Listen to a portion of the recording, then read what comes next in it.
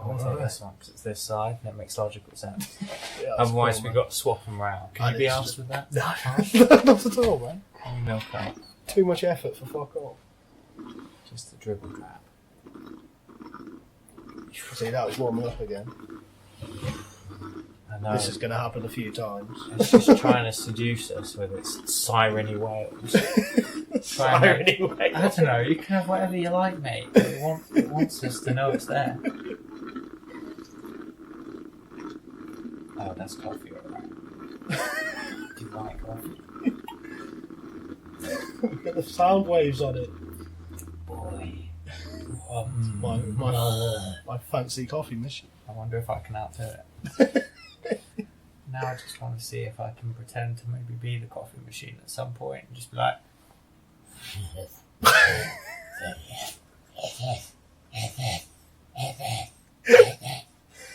You actually are matching it as well. The sound waves look identical to when we was testing it. I do like it when I can do things good. That is brilliant. I wouldn't say that's my finest skill, though. Pretty good, though. Pretty good. So I'll take this opportunity. We are recording, and I'm here today with Matt Smith. Not that Matt Smith. Yeah, the other one. The one you don't know about. The one you ain't heard about. Yeah. You know, the secret one. Man's not a doctor. Man's not a doctor. Shh. Secrets. Spoilers. Yeah, No, instead, that of, is Doctor. yeah, instead of Doctor Who, you're more sort of Captain What. Yeah, I like that. I like that. That's good. Captain what? Who are you, Captain what? Captain What? Yeah, so we have coffee. Oh, it's good. It's good coffee. It's the real deal. It's good coffee. Good. Yeah, like I say, I blend it myself, man. It's got 3 different types of beans in it. You know, when you get to that bit in the day, you realise you might have still been tired from when you woke up. But you've already started doing shit, so it's way too late to even consider not doing shit. So you have a coffee, and you're like, just a little twinge, a little like, ugh, you know, that little buzz, and you're like, right, I'm good. And then what you didn't realise is you just had your 50th. The buzz is unhealthy, but it doesn't matter anymore. Give me more. I bet you actually have had like 50 coffees in a day before, right? Because you drink a lot of fucking coffee. I mean, it's hard because you obviously have to be asked to make them. So, like, Unless you get one of them things. even then, you still have to get to that Yeah. point where you've Well, emptied yeah. out X amount of bowls. Can you be asked to make another one? No?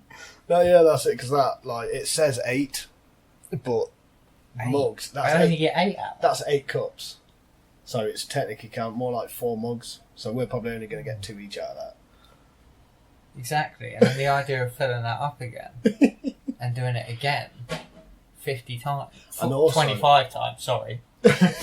Sorry, no, 12 and a half. And also because We'd have to half fill it one time. How ridiculous is that? I make my own coffee as well, we'll have to grind the beans. And I don't have a grinder. I use a pestle and mortar because I'm old school. Boy, I mean, there's But I enthusiasm. do have the hazelnut version made up. So it's the same coffee, but with crushed up But even hazelnuts in so, it as well. I think the point of So getting that you could just through put into the 50 top. Maybe if you put 50 cups in one super thermos and just left it with me with a crazy straw that was heat proof. Sometimes I'd drink it just because I was thirsty. Sometimes the crazy straw would just be entertaining to look at. And sometimes I'd just drink it because I was there. But it would be difficult. I'd probably have to piss way more. Yeah, well, that's it. You've got to think about the other effects that caffeine has on your system. Oh, crikey. Because it's a diuretic as well, isn't it? You're going to be sitting there like, needing a piss. Not diuretic, it's laxative. It's got laxative Oh yeah, so properties, that's hasn't it? muscle So- relaxant. Yeah. Definitely. Yeah, the coffee maker's explaining how that ends up. But, you know, you've also got the increased heart rate. Like, just, you know, when I'm twitching, looking around, like, oh shit, I heard a noise, but I don't know if I need to pay attention to it yet. You know? Imagine that times 50. You just wouldn't be able to do anything. It would almost be like being crippled with anxiety. Just like, can't look. All you can do is just look around, try and perceive things, but they're moving too fast. People will ask you a question. It's because There was that episode of Futurama, wasn't there, where Fry does he have like 100 cups of coffee? And at the end of it, like, this place catches on fire, and because he's had so much caffeine, he's moving at like supersonic speeds, and everything else has stopped around him, and he just saves everyone. It does make your perception better, but you can only perceive what humans can perceive. So, I remember- like, yeah, I can see things, but now I can't cope with it. It's too much. Leave me alone, my brain. I remember My when I little was little brain. about 18, Rocket Fuel coffee. Yeah, I haven't tried that. It's good. There was a cafe in Derby, Salamander Cafe, and they sold that. They had Rocket Fuel Cafe. There's this rumour that their chocolate cake was hash brownies, but it wasn't. It was just a chocolate cake with a fuckload of sugar I in mean, it. there are worse rumours, aren't there? Yeah. Like, It's because it was a head shop. Downstairs was Salamander. It was a head shop. They sold paraphernalia in this. It was an alternative shop mainly, but they sold paraphernalia. well, yeah, and then give. So obviously, when they opened a cafe and they had this amazing chocolate cake that made you feel fucking fantastic, everyone's like, "It's got weed in it." It's like, no, it just had a shit ton of sugar. Sugar's in a it. hell of a drug as well, man. Yeah, Sugar's exactly. a hell of a drug. People don't know how it hits you, but it hits you like a truck. You'll be like buzzing, and then suddenly an hour later, you'll be like, why am I so tired all of a sudden? Why can't I just, need a little nap? Yeah, that's That's it. a sugar Like, crash. A little bit of like, a little bit of information to my past. I've taken a lot of different drugs in my time. I've had some really terrible come downs on some really great substances, but like a sugar crash is the worst fucking thing Oh, it's a hell of a come Ever. down. ever. But the It's thing is, the high horrific. is so short. So short. I can get the best out of it when playing video games, because you get that slight perception altering effect where you're playing a video game for like 5-6 hours and it only feels like 1 or 2. Yeah. So if you have a bit of sugar, because your mind is in that, you ain't got time to get tired, but you're not physically exerting yourself either, so you ain't gonna make it happen quicker. You know, you're just doing your thing, the perception's doing its thing, but when the crash kicks in, you get double vision. Yeah, you can't play games with double vision. Yeah. You have to stop. You have to be like, oh, well, now I've got 2 options. That's what podcasts are made for. You can, I've got 2 you options. can listen to shit when you got double vision. You completely stop, or you indulge further. Right? Both have their betterments, you know? Stopping, cool, I stopped. I played video games for 4 hours out of my 12-hour day. Damn, I could have got 6 more. What a shame, but oh well. You know? And then you're a little like, I'll go do something else instead. No. You know? Or you're like, fuck it, give me a donut. You break out a couple donuts. You're like, I know I am gonna die by like 8 o'clock this evening. Oh well. And then you're back in the game, and you're going, and you're going. And then that same predicament will present itself later, but with greater risks and rewards. Like the consequences are heavier now, you're tireder. You had the sugar twice now, and you know you can't sustain it forever. That battle, oh mate. I love sugar, but it's powerful, bro. It's Fucking powerful stuff. Don't abuse it. Don't abuse the power. Well, that's it, because like, a lot of people these days, all you see is like, oh, sugar is it reacts with your brain the same way that heroin does, and the same way cocaine does, and all that. So, yeah, but like, yeah, so that's why we need to stop consuming sugar completely and altogether. It's like, well, no, because your body does actually need sugar, not in excess, not in the excesses that we as a society have sugar, but if that's the reason why, because it affects your brain in the same way that heroin does, then does that mean we have to stop doing everything that affects your brains like that? Because Yeah, that means no more sex. You just can't do anything. That means really. no more sneezing. Well, That means no more, like, yeah. for me, no more punk. No more hip hop. But then, No more video games for you. Don't No even- more horror don't- movies don't for me. scare me like That means I cannot read another Lovecraft story ever. Even though I've read them all Nah, about that's 25,000 times. nonsense. I think when it comes to sugar, like, it's just a case of treating it with respect, isn't it? Like the same you would with caffeine or alcohol or any other substance. Like, you have to understand, like, we're fortunate with sugar, we're fortunate with caffeine, in that having an overdose is so fucking difficult. Yeah. Yeah. I'd like to see someone overdose on sugar. I know it can be done on salt, and that's quite a horrible concept. Yeah, well, that's it. Cause I am quite good with what I eat. Like, I never used to be. It was just like, when I weighed 5,000 stone. But now I'm quite good at watching what I eat, and I balance everything quite well, apart from salt, because I barely have any. Yeah, you have to have salt. And I do need to put more salt in. I don't add salt to stuff. I'm not big on it. But like I don't have a lot of salt in my diet at all. It's just basically whatever salt like forms naturally in the dishes. I don't, and sometimes that's not enough. Yeah, that's fair. But then at the same time, it's easier to supplement a deficit of salt and things like that than it is other stuff. Yeah, it's not. Well, it's easier to see it coming, kind of thing. Like, you get more warning signs, so to speak. You get more like noticeable if you don't eat enough salt. Do you know what I mean? Because the idea of salt is suddenly appealing. You're like, what? What? Yeah. I really fancy some salt and vinegar crisps. Yeah, I really fancy some like chips with just some salt on. Well, that's it. The only time that I will actually have extra salt is when I go to the chip shop. It's almost customary, isn't it? Yeah, salt and vinegar. Yes, please. But the chip shop around the corner does an onion vinegar. Which is fucking awesome. I know. That's the next level. I've even bought a bottle of them. Yeah, it's the real deal, bro. It's the real deal, onion vinegar. I love it.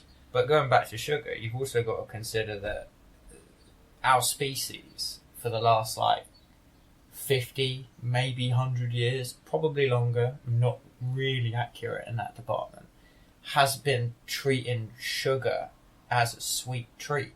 Yeah. So we've got a reward mechanism built into sugar already from birth. Just from society around you, it teaches you that you get sweets when you're good. You get to have a cake when you do well. It's your birthday when you celebrate, and you get to have a nice ice cream or something on a hot sunny day. Yada yada yada yada. So removing sugar in its entirety becomes even harder because it's almost ingrained into society. That's kind of like with me recently, how I've calmed down drinking, which I know is hilarious because I spent yesterday, you could even see half a bottle of gin up there. That was from recording with Asti. We slammed through half a bottle. Even after she left, I had a couple more, which Asti will kill me for because she's probably behind me with this whole you need to stop drinking. But no, it's the most difficult thing I'm finding with cutting down drinking is that because I wouldn't say I'm dependent, but I was definitely reliant on it because to celebrate, I have a drink. I've had a bad day, I'm miserable, I'm a bit sad, I'll have a drink. It happens to a lot. It's not just with drink. Meet up with my friends, I'll have a drink. No, Wednesday, for example, I went out and met Darren and ended up getting fucking slammed. And it's like... Yeah, no, it happens. Wednesday afternoon. It's that whole, people can't handle everything being the same all the time. You have to kind of mix it up a bit. You have to add a bit of variation. There has to be some random chance in this otherwise standard everyday affair. Where you get up, go to work, come home, go to bed, get up, go to work, come home, go to bed, and you eat somewhere in between all that, adding that random element, when it comes to something that alters your perception. I smoke, obviously, whatever's going on, things don't necessarily change, it's just changing how you view them. Yeah. And that viewpoint sometimes becomes the dependency. Sometimes you can only see, there were terrible points in my life where I was really down, really depressed, and I started abusing substances, going a bit off the rails, getting a bit lost. But then you eventually realise that you don't need other things to access that level of perception. You just have to kind of find a different way there, in a way. It's a bit odd. Obviously, since then, I've been a bit more responsible and grown up. I didn't stop smoking. I didn't give up. I just regulated it. I made it something that was a reward to me, something that I earned at the end of working or doing what I needed to do, and that then makes it feel better for me, and it doesn't feel like a guilty thing or like an abusable thing. I've said this so much. Moderation is the key with any substance, legal, illegal, doesn't matter. That's with anything. Moderate. I bet you can't hang out with the same person every day for a full year and not get sick of them. Of course not. Like, even people you love most, you're probably the sick of earliest because you're with them all the damn time. Prime example, Chris, my flatmate. He's been my best friend since 1993. Right? That's a lot of years. Yeah. It's 2019. But I've known him. I've known him since '93. We've been good mates since then, and I've been living with him now for 7 years. And even though we work opposite shifts, don't really see each other that much, but there are times when I'm in, he's awake, and I just want to be left the fuck alone. Yeah, so I won't say anything. And he's the same as well. There are I know there's times where he doesn't want me coming sitting in his room and talking shit at him. Which I do talk. I like talking shit at people, which is why I started a podcast. And he, but yeah, so it's but it's having that understanding. I had this ex who didn't understand that sometimes I like to be left alone. Yeah, that's always a tricky thing when it comes to the romantic side of it. How much space or time do you need for me? Well, I mean, if you have to start asking those questions, then you're not doing very well. How much? I mean, a good place to start is when you like to be on your own. Why? Yeah. Most of the time, it's because my brain's fried from talking to other people all day. If I want to have a conversation with you in the deepest parts of my heart, but my brain is flatlining. It's just dead. It ain't got nothing to say. You ask me how my day was, huh? You ask me if I'm hungry, huh? You ask me what I want for dinner, huh? You can ask me what I'm doing tomorrow. I'm probably going, huh? I'm done. I'm done for the day. I can't do thinking no more. That's it. I often say if somebody asks me what I'm thinking about, and I say nothing, I generally am thinking of nothing. Yeah, it's just music or ambience. Or what I'm thinking of is just not worth a conversation at all. Yeah. I remember there was an advert. I can't remember what it's an advert for, but there was this couple on a beach, right? I think you know what I'm about to say. I'm not sure, but I'm way too familiar with adverts these days. No, this is from years ago, man. I think I was married when this advert was out. Because my ex actually said, that's fucking you, that is. And there's this couple on a beach, this beautiful sunny day, and they're cuddling, and that's all romantic, and I think it was a Carlin advert, and she cuddles up and rubs her face into his chest. And he's just silent, staring out into the ocean. And she goes, "What are you thinking about?" And he goes, "Is a horse a faster swimmer than a dog?" That's legit, though. You get those comments. And it's that's me. If you think I'm thinking something really deep and meaningful, no, I'm not. I'm thinking who's going to win a fight between Tony the Tiger and the Honey Monster. The thing is, if you are thinking of something deep and meaningful, it stemmed from something that was just silly. Like what you were saying about a horse racing with whatever, sometimes you'll sit there and be like, I wonder if a dragon would be able to take out London by itself. And then you have to kind of sit there and strategically... Have you never seen Reign of Fire? I have seen Reign of Fire. It's a banging film. But my point is, that's a lot of dragons. I'm talking about one super dragon, like Game of Thrones style. Super dragons. Where they're just a bit better. Yeah, a bit bigger. Vicious as fuck. Godzilla with wings, kind of deal.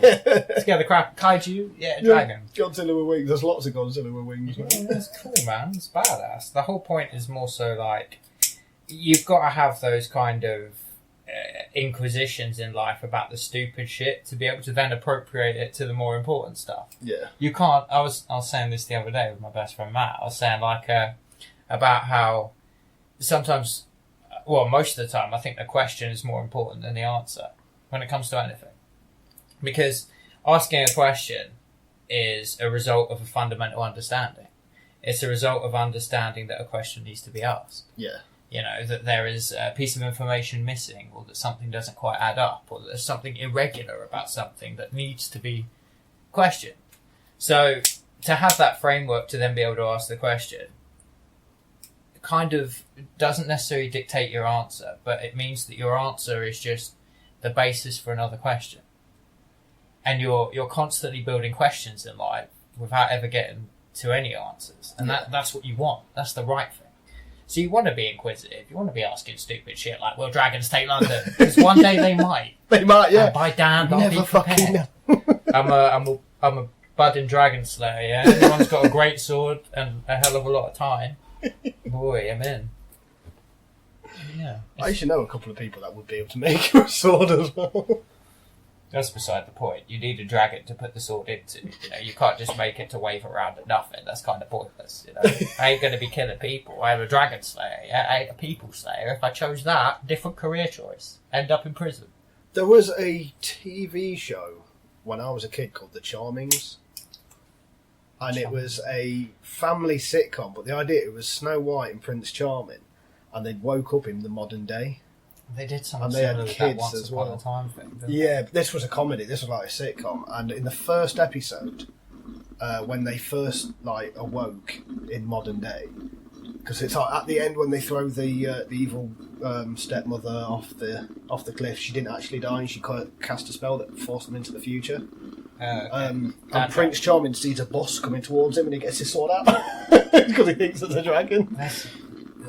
Mate, It was a really funny show, actually. that's the kind of thing that would be legit, though. If you saw a bus and you were used to, like, horse and carriage and shit, you would shit your britches, bro. You'd be like, what is this autonomous being? Are we in a race of machine monsters or something? What do I do? Well, you that's see a what they train don't- fly by faster than you Well, can if you think imagine. about You're it, like, I mean, like, Snow White was, like, that was supposed to be, what, the Dark Ages or something, wasn't it? So like, they didn't even have fucking machines, man. They didn't have anything.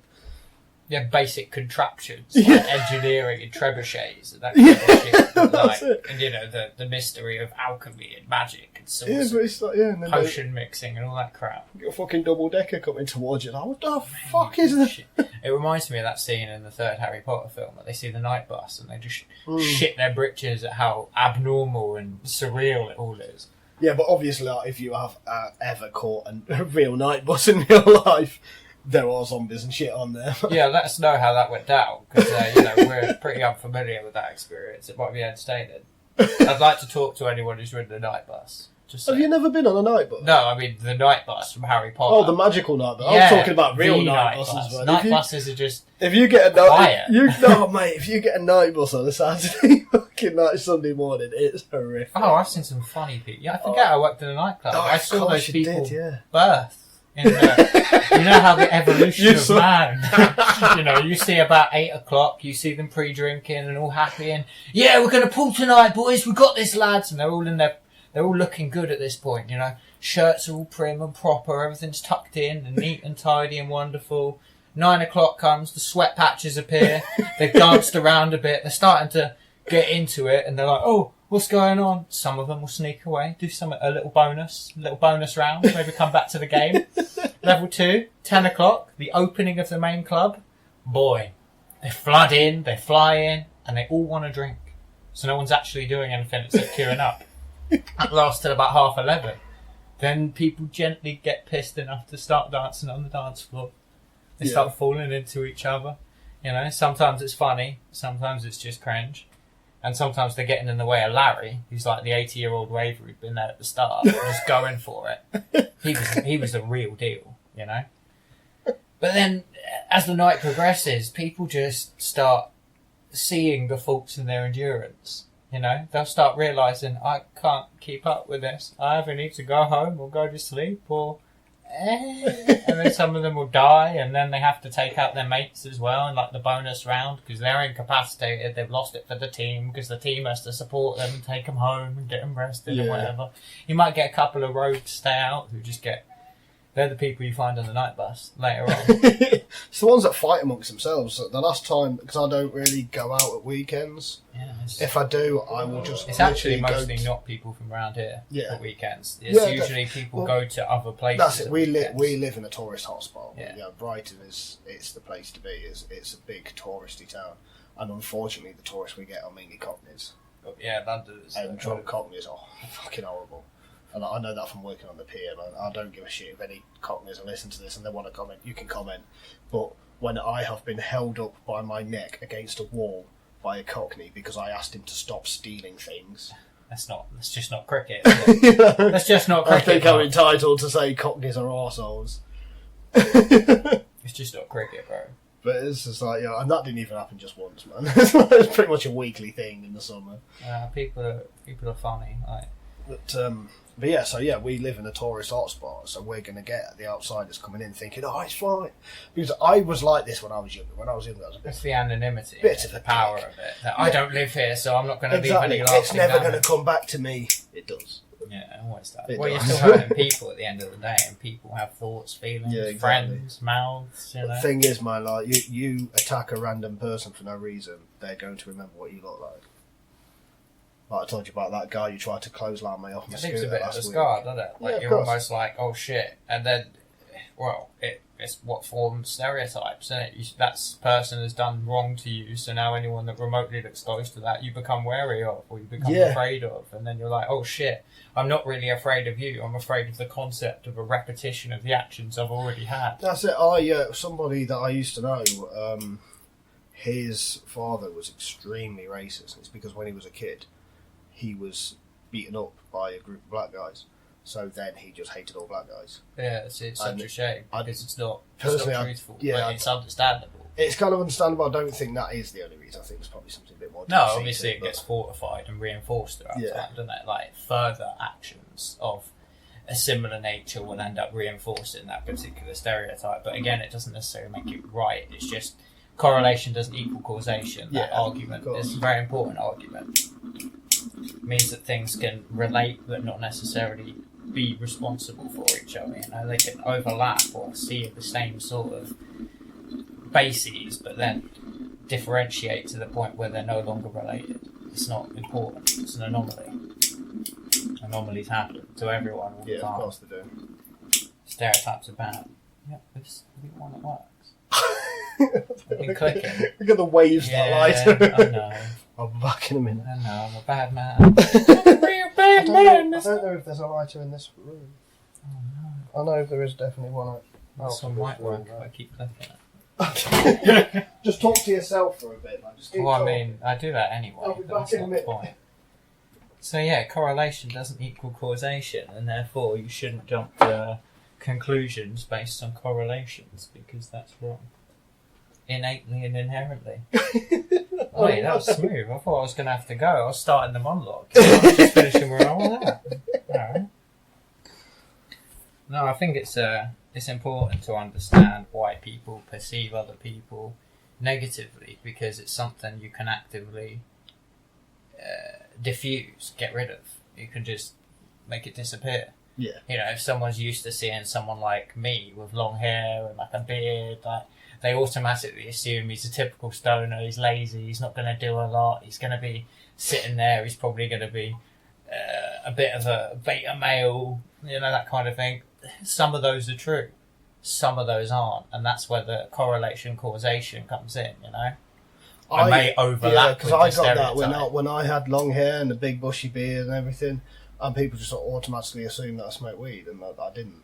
I don't. No, for sure, it doesn't. And I mean, even I now- do. I'm not going to Yeah. I'm not getting around that. We're here. But yeah, yeah, it's just back up what you're saying. That sort of look, like people just see long hair, beard, and think hippie. Yeah, it's an easy. That's it. I mean, even now, like I know, obviously, like you're going to get judged on how you look. Of course you are, regardless of what you look like. You're going to get fucking judged.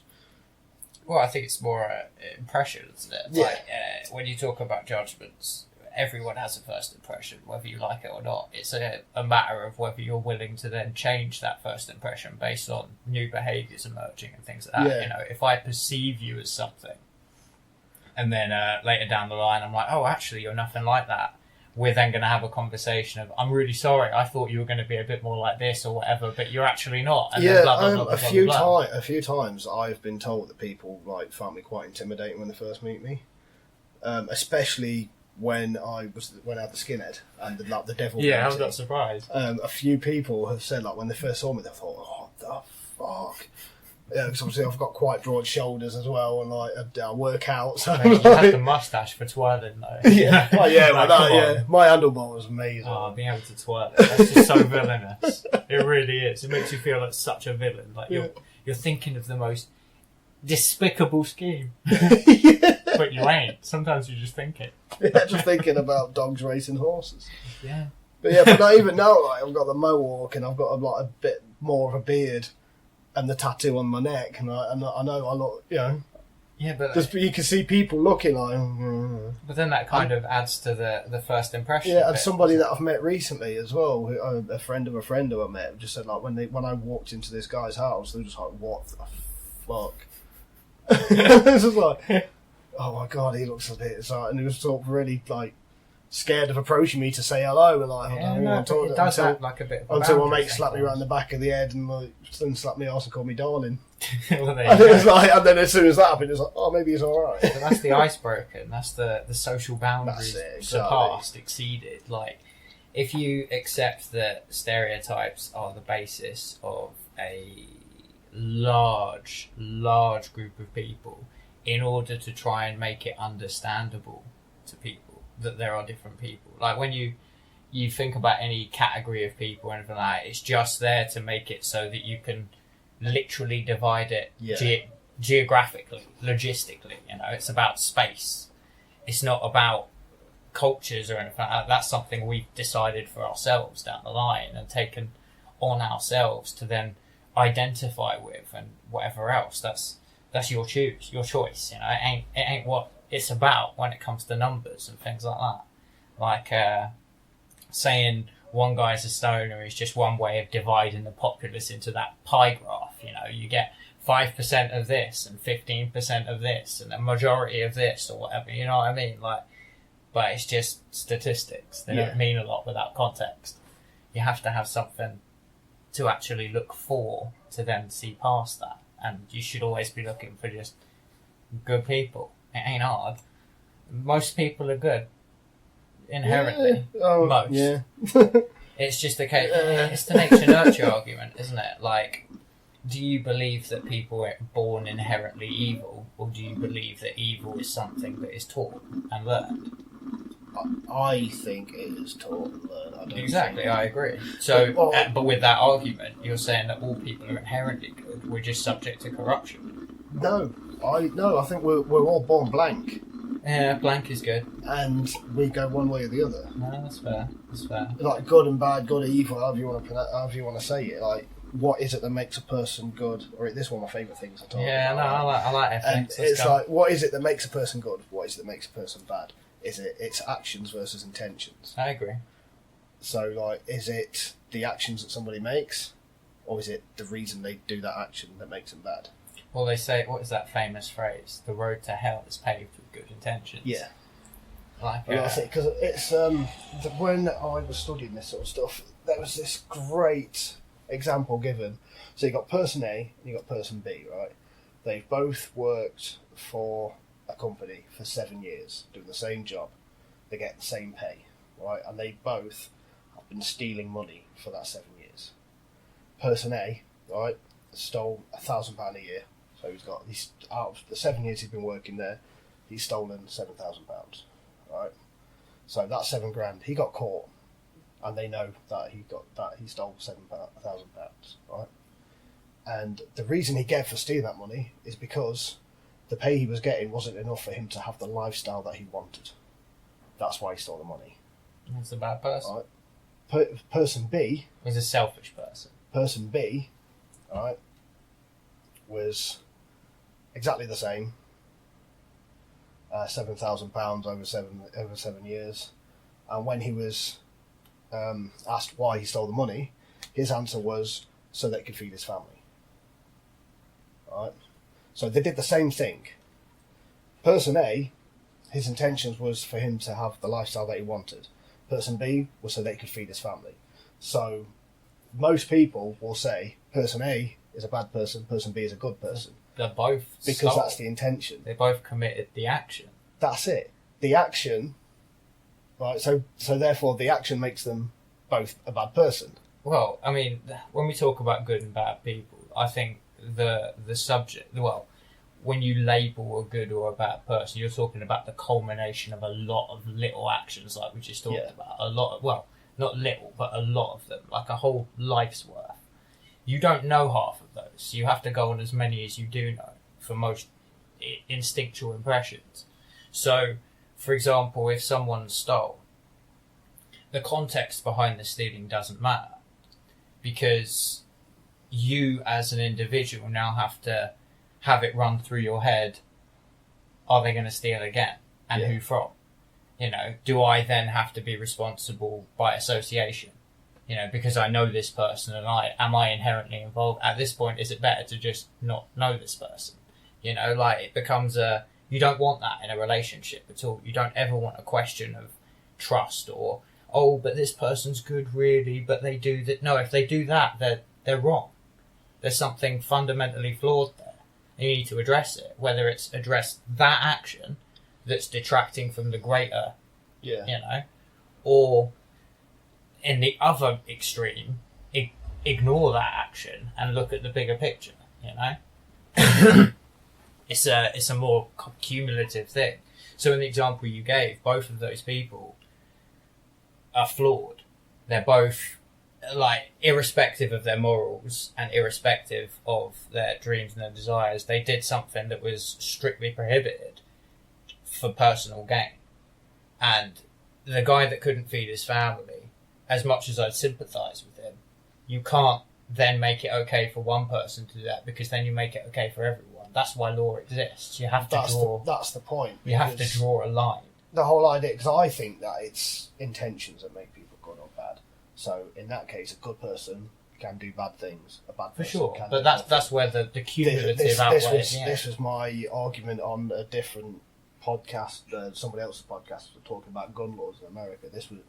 And the host of this podcast, was in favour of the whole give good guy guns scenario. I was like, no, because good guys can stab. I use Hal Shipman as an example. I don't have to tell you how well gun prohibition works. We live here. Yeah, exactly. The amount of times I remember when Dunblane happened, man. I remember when I was in school when Dunblane happened, and that was the end of the straw for this country. That was it. That was the straw that broke the camel's back. That was the end of the line. Arguably, for the majority of people, it's been nothing but a blessing. Yeah. Like, in the same way that I don't have to sit. I can have a normal conversation with someone. I can perhaps invoke anger, or not like in an intentionally bad way, but say you're having a really heated debate, right? And you end up making someone angry. It then becomes a topic you can't talk about. You know, and making someone angry, worrying about the consequences of that being your life, is just not worth it. Yeah. Like, fucking hell, am I not allowed to talk now because someone could pull a gun on me if they disagree with my opinion, that kind of thing. Like, it makes you feel unarmed. So in a country where you need to feel armed, I can understand why it exists. I don't condone it, but I accept it for what it is. For us, though, we're blessed. It's amazing. Definitely. It's wonderful. I don't have to worry about the freedom of, you know, apologies exist in concept for a reason, right? The idea of having to go back and make amends. Don't deny someone that. Yeah. You know, if someone fucks you off and just, I'm going to kill him because there's no other way, or they've, whatever could fucking propel you to kill somebody in whatever mindset, will probably change by the morning. Yeah. You know what I mean? Exactly. People are passionate creatures. That's a fucking good point, man. People are passionate creatures. Like, and the reason we have such a high knife crime rate is because knife crime is a crime of passion. Like, as well as being something that you have to be up close and personal. It has to be. It's fueled by an intense, passionate emotion. Something like a love affair, or like a brotherly bond broken, or like something to the heart, something that really matters to you, because otherwise you will not finish the job.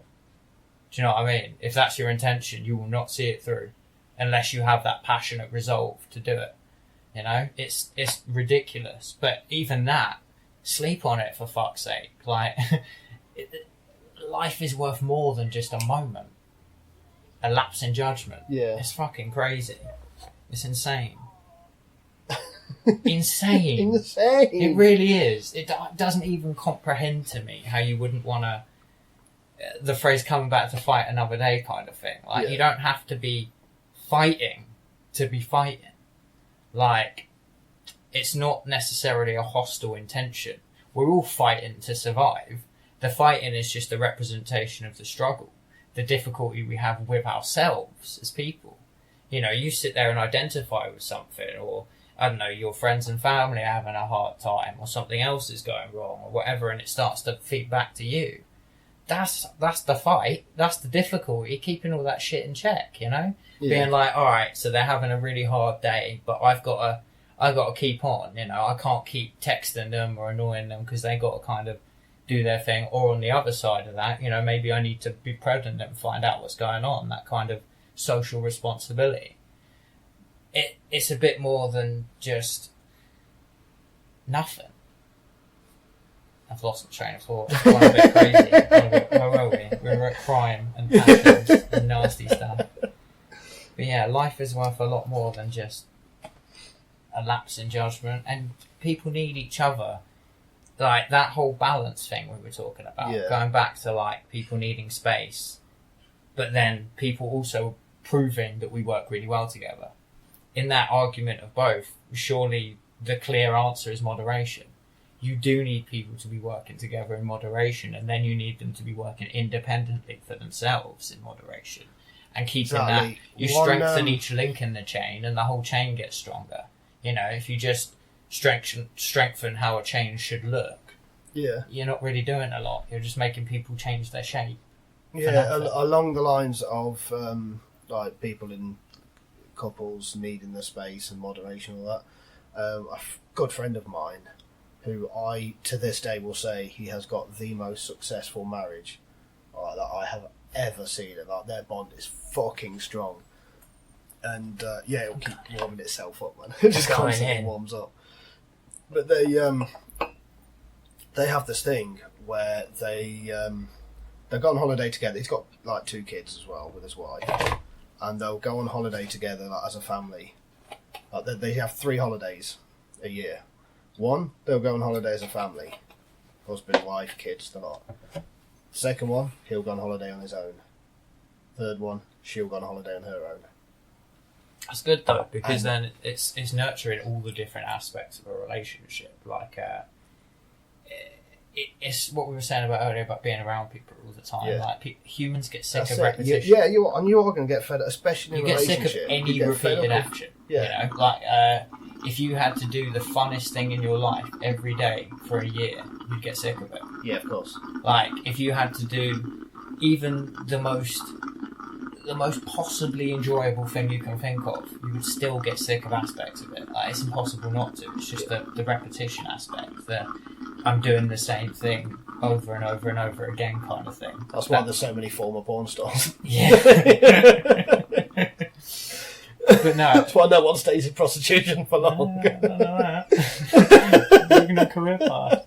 But the prospects behind like nurturing a relationship are definitely valuable. Like you want to be able to be. When people say, "Oh, you've got to be yourself," right? What do you think that actually means? It means they want you to bring out the best qualities in you. Yeah. You know, not necessarily what you emulate from other scenarios or what you are expected to do. You know, a lot of people, like, when they talk about first dates and things like that, they're like, "Oh yeah, I wasn't sure what to do, so I showed up with flowers and I asked her dad if it was alright if I could ask her to marry." And you're like, Jesus Christ, stop! You know what I mean? You're like, you're trying too hard, chill the fuck out. Because you're trying too hard to be what you think you're expected to be, rather than just being yourself. Especially, also, I'm quite the expert on first dates, because I've had so fucking many of them. And now I just don't care anymore. I'm just like, I'm myself, and if it doesn't, you know, if I don't get. But then whatever way it goes, it's fun, isn't it? Yeah. Do you know what I mean? Yeah, of course. Like meet some interesting people, even if don't want to. Like, I've got a friend who I met because we went on a date went on 2 dates together, and we just sort of like, there's no spark, there's nothing here. But you were left, you're to go for a drink, and we stayed friends, and we're still talking now, and that's great, that's fantastic. Much rather have a friendship that lasts rather than a relationship that's going to end in a couple of months. I agree, and I think when you set those expectations, when you set expectations in anything, like you then get that inherent pressure to meet those expectations, or sometimes if you're like me, you get like a bit of a weird thing to try and exceed all expectations, be better than people thought you can be, just because maybe you can for the sake of it. Those kind of expectations promote an unhealthy relationship from the start, because it's not consistent with everyone else. It's not consistent across the board. Like, I understand why employers do it, because they have to have a certain level of expectation, but yeah, of course, it's vague, it's broad, because it has to be fulfilled by a lot of different people, a lot of different criteria, a lot of different shapes and sizes and ethics and ethnicities and whatever you want to fucking talk about, the whole shebang. Keep talking, I'm just going to get myself a cold drink. Oh, he's going. He's walking across the room. But no, like, that whole... hang on, let me... Where were we? Expectations. Expectations are really unhealthy, because they just add a level of pressure and stress that you have to meet, you have to get to. And, like, with money, expectations are almost unavoidable. Everyone wants to have their finance report and their statistics, and with that, that's all part of expectation. But it's bread and butter. It's like black and white. There's no grey area to muddle with. You just either have the figures or you don't, kind of scenario. But when it comes to people and behavioural expectations, for me to expect you to act a certain way, no matter what that way is ridiculous. Because I should never be expecting you to behave in any way other than you would expect yourself to behave. Yeah. Does that make sense? That does make sense, yeah. I don't think that expectations are bad, personally. I think, like, as a basic I think expectations on your own life, if you place expectations on yourself, I think that's a good way of measuring success. To an degree, but I think that's not really expectations so much as, like, you'll be setting goals that are achievable and then meeting them. Like, you'll be setting, say for example, you said, okay, I'm going to make £1,000 this month to survive on, because I need to make 600 to live on, I need to make profit, I need to build into the business. That would then become your expectation and your goal. You're expecting to meet that because of the figures and the statistics, and of the information that you've got to build that expectation. It becomes more of a meta-analysis of all the data you've got. Right. But with people, it's a bit different, because, like I was saying earlier about the two guys both being thieves, one of them could be absolutely angelic and completely and utterly spotless beyond the fact he stole, but he still stole. Yeah. So that whole, he would be consistently good, but then he would steal. So you would then have to question whether or not that's an image, whether or not it's perceived. That's where this example carries on, because it's looking at actions and intentions. So the action, they've both stolen, the action is wrong, the action is bad. So if you believe that actions make you bad, they're bad people. It's not necessarily that if you believe that intentions make you good or bad, then person A is bad, person B is good. But look at the intention a bit closer, because how do you know, like, after labelling person A as a bad person because he wanted more money to have his dog snoring again, isn't he? It's got that little whistle. Yeah, carry on. He loves these podcasts. He finds them so exciting. But yeah, so this guy says that he stole the money because he couldn't afford to have the lifestyle he wanted. How do you know he's not talking, that lifestyle isn't so he can pay his rent on time, so he can have electricity every month, so he can afford to eat? Person B, who everyone labels as a good person because he was stealing the money to feed his family, how do we know he didn't want to be feeding his family? He was, the rest of it was, I want to be able to afford to feed my family Kobe beef, caviar, champagne every day. No, for sure. But what I mean is that from a psychological perspective, so I'm going to go a bit more logical here. Deep. For someone to steal, they have to be in a position of opportunity or desperation. Yeah. One of those two things. Now, a position of opportunity is usually a position of trust that they feel they could exploit at any minute. A position of, like, being able to steal at all, basically, is the more concerning point, because if both of them had to steal, both of them have something that is causing a detraction from what they were usually able to do. Like, as far as I'm concerned, most people can get by on wages which we earn, so his job isn't the problem. Yeah. So stealing from his job makes his employer the victim. You know, like, but in his life, he's decided that. He's made an active decision to then go through with that action. So you get almost 2 checks in life for every bad action. There's the conceptualization of the idea, right? Now, everyone gets that. You might sit there and get really fucking angry at someone one day and come up with a way like where you visualize them walking home and getting hit by a truck or something to satisfy the deepest, darkest hatred in your heart for a second. Yeah. But then you're over it. You know?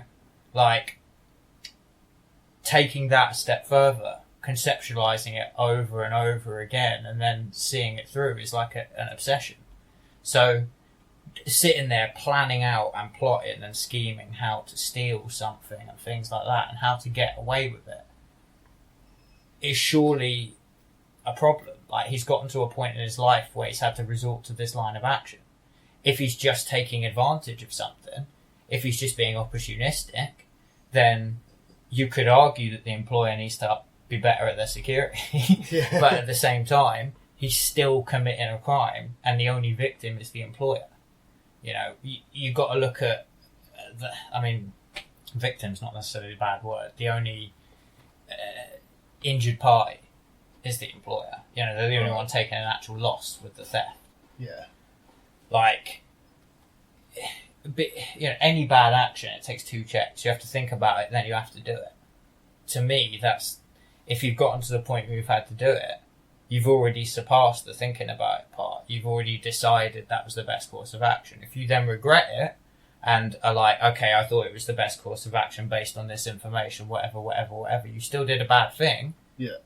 But, you know, that's why laws exist. You get a lesser sentence, you get a negotiation, you get something like that to help appeal with, to make something a bit more reasonable, but you know you still did wrong. You know, to regret something, you still have to know you did wrong. Yeah, of course. You have to feel like you've done wrong. So it's a tricky one, but I still think, yeah, like, they're both wrong. They're both wrong. Yeah. It's not... Ethics is like... Well, that's it, I mean... You either hurt someone or you don't. It's not a case of, like, right and wrong is right and wrong based on whether you're hurting someone. Like, when they talk about bigger ethical conundrums, it usually becomes a measure of one life versus many lives, and then the idea that life is priceless. So, one life, a million lives is worth all the same, because they're all priceless. Yeah. In that ethical argument, you have to bring in the maths, you have to bring in the quantities, the calculation. You have to be like, well, the needs and the many outweigh the needs and the few, kind of thing. And it's horrific, but that's the only way we can deal with that, because we do inherently believe life is priceless. Yeah. It's When mad. I worked on Brighton Pier, I was in the situation where I could only afford rent. I couldn't afford food. I couldn't afford bills or anything, because obviously I was full time and I was working all year round. But it is in essence a seasonal job, because in the winter I was working on the rides department. In the winter the rides aren't always running because of the wind, because of the rain, because of the weather. And if the hours aren't there, I don't get paid. Yeah, that's fair. So I got to the point where I could have been in that situation as person A, but I could have been person C. But that's where... I could have, like, 100% could have stolen money from that place. With what my job was, the responsibilities I had, the access that I had to certain things and certain places. It's on not the pier, hard to conceptualise. I could have stole money, but I didn't. Instead, I spoke to my manager, and I got more hours because he gave me a second job throughout the winter months. Well, there you go. But then in the summer, I was working the rides. In the winter, I was working on maintenance. But then the 2 guys in the example you were given, like, there's never a point where you can't just ask for help. You know, like, you see it all the time on a basic level where people are driving around and they look a bit aimless and they're hesitant to ask. They're hesitant. They're looking around like, oh, maybe someone will help me just out of the blue, random. No, ask. Yeah. You know, you ask me for help, I'm going to tell you the best I got, you know. You ask me for a lighter, I might have one, I might not. But you ain't going to know till you ask. Yeah, exactly. And I ain't going to be afraid to answer. And that should be the same with most people. The time, various other questions, and then getting a bit more in depth. Like, I like to think that if I was shit out of luck, I could turn around to you and go, bro, look, I fucked up. I'm shit out of luck. I need to help formulate a strategy to get out of this. And that might involve borrowing money. That might involve asking around for whatever employment opportunities or whatever's going on. But I like to think that I could turn to yourself and a few other people to do that. So the fact that I've never gotten to that point is almost reinforcing. Yeah, I've had to do that recently because it happens, June is a really bad month for me financially because all these things that I pay yearly all comes out in June. So like getting to the end of last month, I was fucked. Like, I was like, I had to borrow some money off a friend, and like, who, as luck would have it, like I went to go give the money back, and she refused to take the money, which I fucking hate. You know exactly who I'm talking about as well. I do. Because that's what she's God like. Damn it! And I'm like, God damn she it! refused to take the money, but like instead now she wants to be paid back in like nights out and meals, and, like, dinner, and like It's a trap, shit.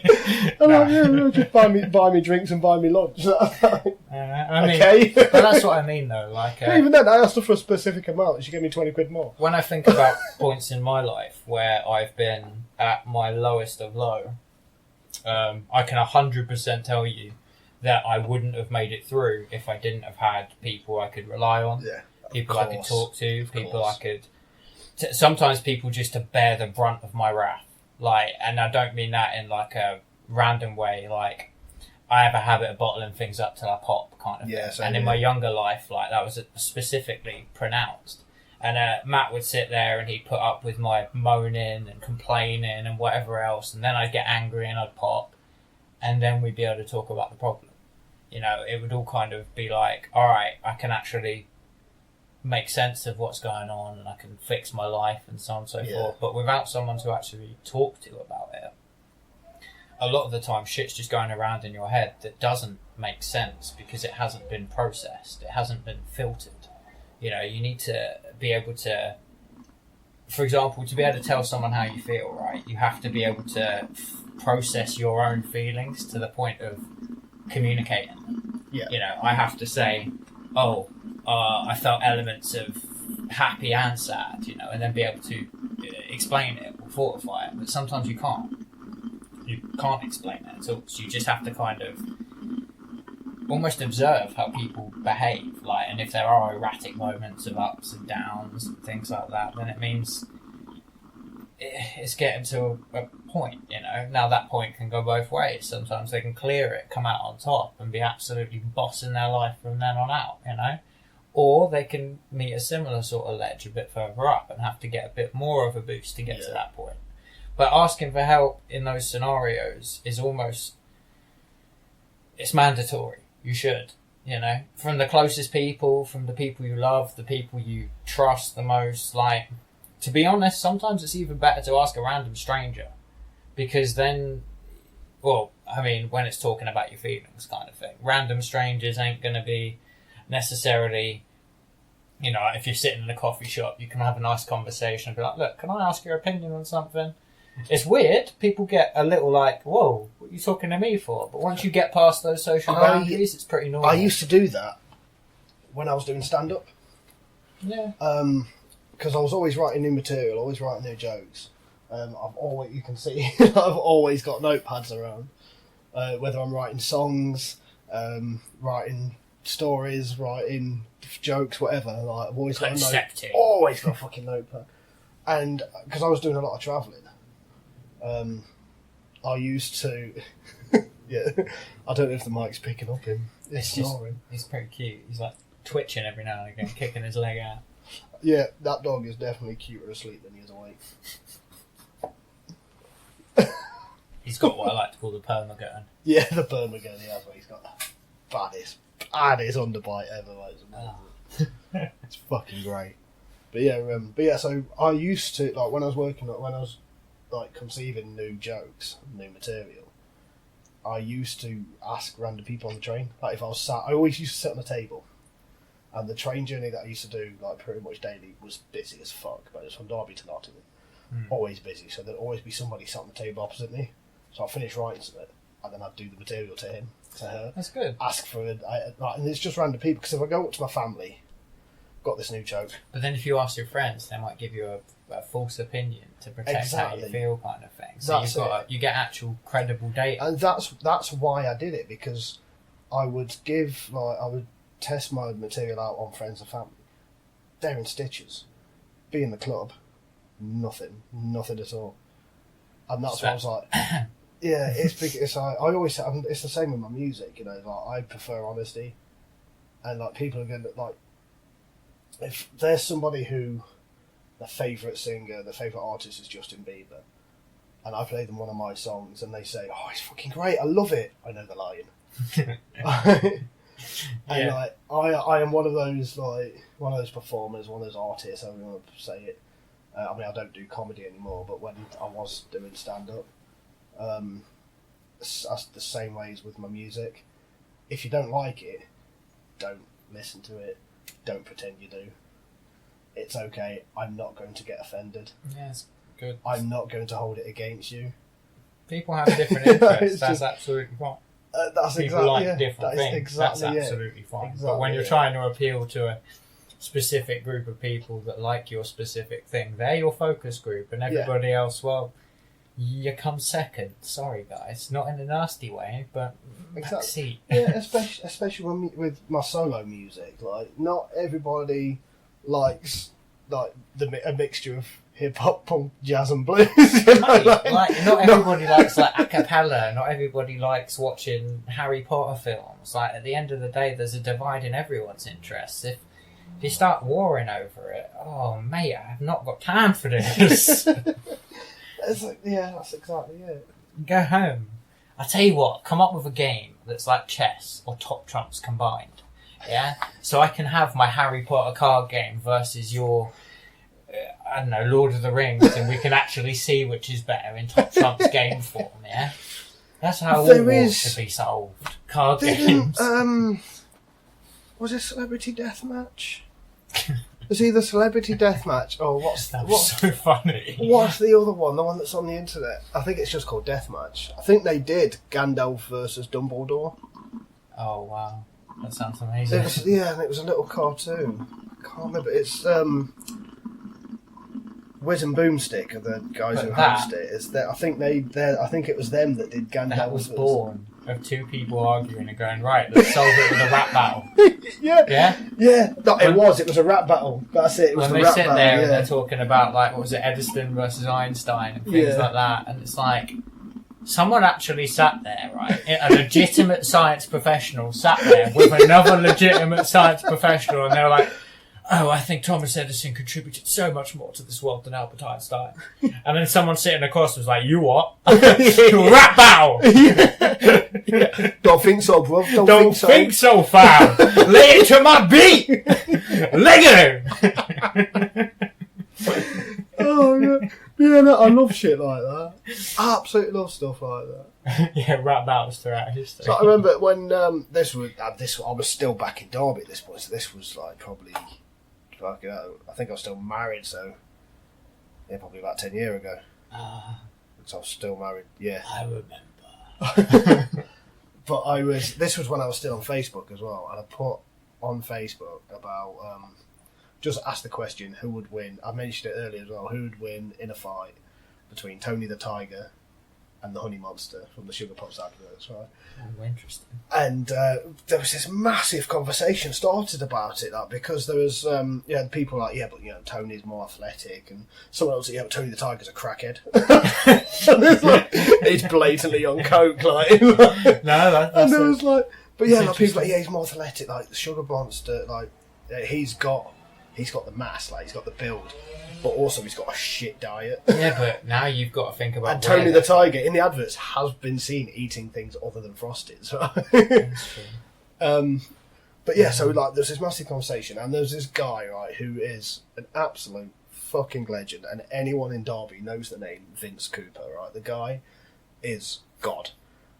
and he found on the Frosties website, I don't know if they still have it, but they had this thing called Ask Tony. So he went like, and like this, like Vince isn't like, you know, he's not our age. He's a lot older.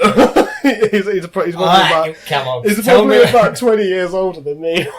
So he went on this Ask Tony the Tiger website.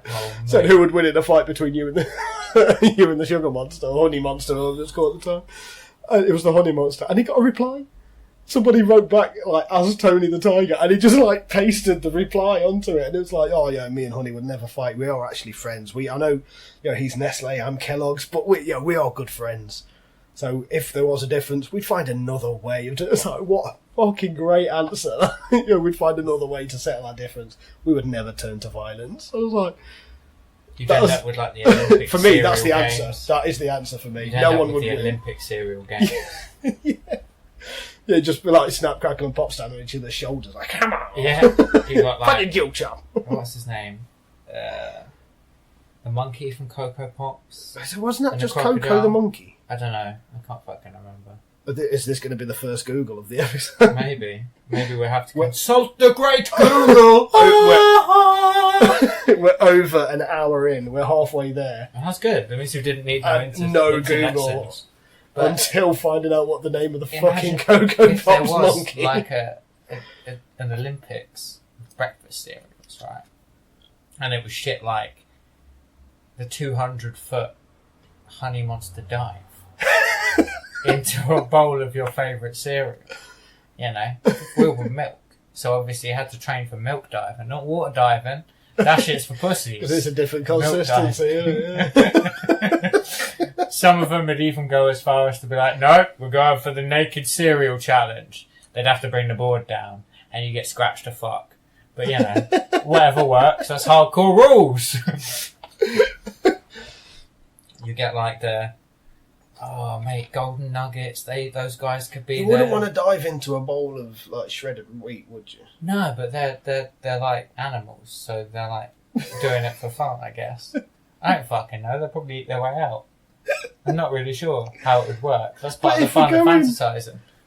Well, if we're going for like cereal mascots and like things used to advertise cereal, does that mean that we could have like a race between Tony the Tiger and Ian Botham? Because he advertised shredded Or the wheat. Quaker Oats guy. Or the I mean, Quaker he's fucking packing. Haven't you seen Seven Psychopaths? He's in that. It's Christopher Walken. Oh, and Harry Dean Stanton Spoilers. as well. Sorry. And Harry Dean Stanton at the beginning. In the story, in real life it's Christopher Walken, but in the story it's Harry Dean Stanton. What a great fucking film. That is. Absolutely I great watched film. it by complete accident. Absolutely look like... Obviously I love Tom Waits' part. Like, massive Tom Waits fan. But yeah, when he's telling his story, like the way he talks, his voice, he's just like, oh, cast back to the mists of time, and it's like it's just incredible. But that bit when him and the girl that he saved, like when they killed the Zodiac killer, like with the rabbits and everything, Yeah. and it's the look on his face when he's like, I've had enough, I can't carry on, I can't do this anymore. And when she walks away, and he sits there and he's waiting. And it's incredible. Yeah. So It's such a weird film, but it's so good. amazing. Really well done. Great film. And Woody Harrelson, man. I just want to see my pet dog come home. These guys getting in my way. I mean, Everything. it's her time for her dinner and stuff, man. Why you got to be getting in the way of that shit? Everything. Do I about got to that kill film. you? Yeah. Everything about that film is amazing. It's the first time that Christopher Walken takes his scarf off in front of Woody Harrelson as well, and like, it's the Woody Harrelson's face. What the fuck? Yeah. Just like, What a great fucking it's a film. good film. And Sam Rockwell. That's the big twist. We won't go for that spoiler, but yeah, Sam Rockwell, man, is amazing. And the way you find out that twist as well. Even it's knowing just it kind unreal. of makes it funny to watch, though, Yeah. because you sit there You're just and waiting you're like, for, and it's so obvious. you're just looking for it the whole way through, and you can kind of see his character. That's like, have you seen My Little Eye? No. Well, I can't remember who I lent it to. I lent it to someone. I don't I'm really DVD. weird with films. I've seen pretty much most films that were out in like the 90s, My Little Lies, early 2000s, then it fell off hard. Yeah, it's one of Bradley Cooper's first ever films. I like Limitless. Limitless is a good film. The TV series was shocking. I don't. But The idea of a TV series on it already seemed like they were going to have to pad the fuck out of it. So I was like, so he's really good at... Oh. is it going to be his normal job? Yeah. Right. Off. Is it going to be a different thing each episode? I thought it was going to be like a super hot police detective or something. Or like something fucking like FBI or like NSA. Like but The Mentalist or he's Castle. just some normal fucking bank accountant or something. He's just making money with numbers. And you're like, oh, what a creative use of Enza XT. I love it. Saying that Suits played that character kind of well. Because the main guy in Suits, who works as Lloyd, he has not actually passed the bar, but he's got an eidetic memory. And he used to read textbooks. Fuck. And like, this is how he made his money. And one of the people that paid him to go and pass a test for them was training to pass the bar. So he like faked his ID and he read all the books that he needed to. And That's insane. And he's in this interview and like this, I think he's just stolen something. This lawyer's like, I'm going to call the police. Wait, you need somebody to do this job. I can do this job. And he's like, grab that book, say your page number. And he's like, okay, page 375. And he like recites the fucking like what's on that page. And this lawyer's like, 422. Like just opening page. He said everything that's on it because his memory is just like that. And it's See, I like to think I'm like that, but so far I've only been able to put it to use in video games. You ask me where all the fucking secret stars are, or all the jiggies are in Banjo-Kazooie, I'll be like, yeah, I got most of them. But you ask me something I actually need to know, and I'm probably absent.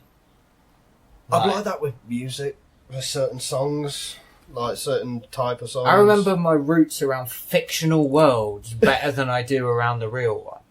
Like, when I sat there and I was playing, like, World of Warcraft, and I had to remember the most efficient routes to, like, go through for leveling and whatever. I had to go through certain valleys and caves and shit, and I remember my way around, navigate it like that. I could still go back and do it. But you asked me to figure out where we are and going to Saltdean or something, and I'm going to be like, I need to Google it. No, I'm quite good with that sort of stuff in the real world, but on games I'm so bad, which is really shit because I play a lot of open world games. Oh, mate, they make it so hard these days as And well. if I can't mark off, I'm polishing this off. it's fine, go for it. If I can't mark off where I need to go on a map, then I ain't ever getting there.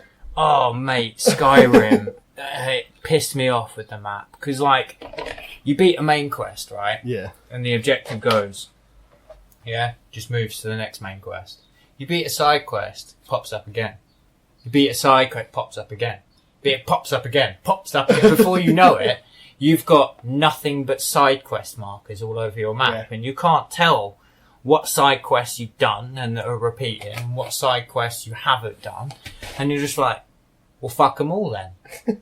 And then you start getting lost and going to weird places. You go into like one cave in the middle of the south part where like there was no snow. And then you follow like the weird dwarven mine. And then you come up somewhere in the fucking north by the snow and a dragon and some shit you were not ready for. And you're like, oh. Ilsengrad is that place called? That mine where like it's like it's the whole underground. The whole of the Skyrim map. It was the same with Fallout 3 place. in the Metro. Yeah. You'd get like halfway across the map and you'd be like, right, I have to go in the Metro to get to the other side. Could you get to the other fucking side? Do you know how long I was stuck in the fucking Metro? So long. I could not figure out which way to go in those repeating hallways. Just sitting there like, well, there's bodies here, I've been here. Well, there's bodies here, I've been here. And there's bodies here. Why haven't I been through that door? Right, because it's locked. Where the fuck do I go? There was a game. What was it? Where The Witcher was pretty fun to navigate. That wasn't too bad, but that had a lot of straight lines. First time I played Dark Souls, I was just going around in circles, man. Just like, that's fair. It took me a really long time. Yeah, like fighting the same skeleton like 3 times. Oh, like, mate, it's just you made the mistake.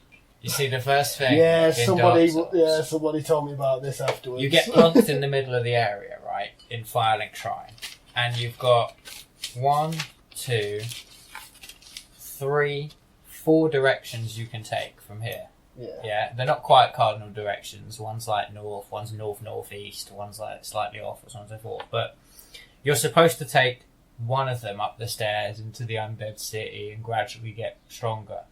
Yeah? But you went the opposite way, you see. And you went down to the skeleton graveyard. Do you want to know the funny thing about the skeletons? Did you ever kill one? No. No, because you can't. 'Cause they come back. Yeah. Because like, over and over and over. Every other game that I've ever You played. need a divine weapon, but they don't tell you that. You have to get much later in the game, find one, and then when it comes to skeletons, you just start bonking them with what you think is your divine weapon, and it's going to kill them. Yeah. And you're like, I feel so strong! Every single game that I've ever played that has skeletons with swords and shields, like, they've been the weakest enemy. Oh, mate. Like, don't forget, I grew up playing the Elder Scrolls games. Like, skeletons are so fucking Yeah, they used to be Pee-wee. so fucking easy. And then Dark Souls came along and just completely and utterly fucked with that idea. Dark Souls, Demon Souls, right? The one on the PS3 before that. Yeah. Skeleton, they literally changed skeletons from being nothing to the most fearsome enemies in the whole thing. Because they don't run at you with their sword and shield. They roll. They curl up into little balls with their swords sticking out and just right at you. Jesus Christ. You're supposed to block them and then wait for them to hit you and then go for like a counter hit. Yeah. But you just shit your pants. Conan Exiles has taken that on as well because the skeletons in that are pretty fucking Oh hard. god, the bone wheel skeletons in Dark Souls are the worst. They're just on wheels. I'm not even joking. Look, bone wheel skeleton. Just watch people get fucked up by it. Oh, you got this is the first. It's ridiculous. This is the first Google of the episode.